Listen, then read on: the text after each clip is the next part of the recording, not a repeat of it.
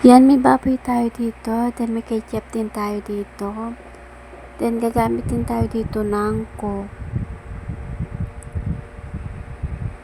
Then, lalagyan din natin siya ng toyo. Then, may sibuyas din tayo dito. Then, gagamit din tayo ng toyo. Ngayon naman, hihiwain natin ang ating sibuyas. Yan, nahiwa ko. Maglalagay na tayo ng mantika sa kawali. Then, ilalagay na rin natin ang ating sibuyas. Pagkalagay natin ng sibuyas, ilalagay na rin natin yung ating baboy. Igigisa na rin natin ang ating baboy.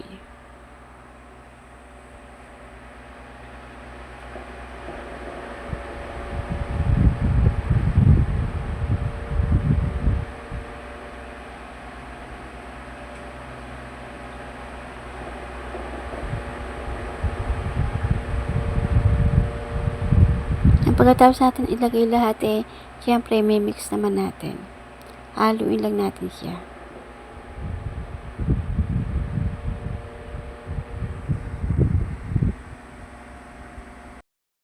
Okay, so nagmamantika na. Lumabas na ang kanyang mantika.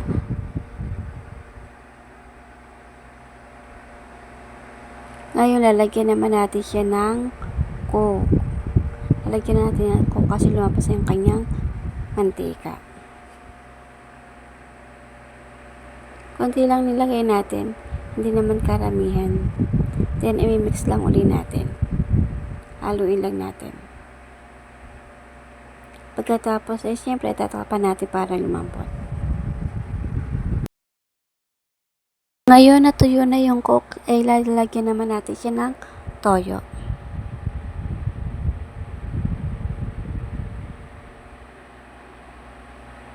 Lalagyan naman natin siya ng toyo.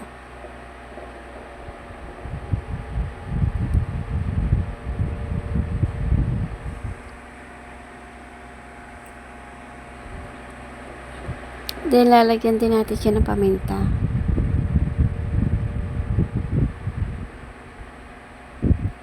And, lalagyan din natin siya ng bechin.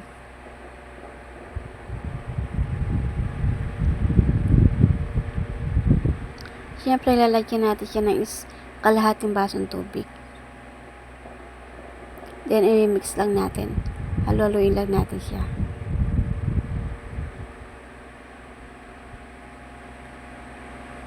Pagkatapos, lalagyan na rin natin ang ketchup.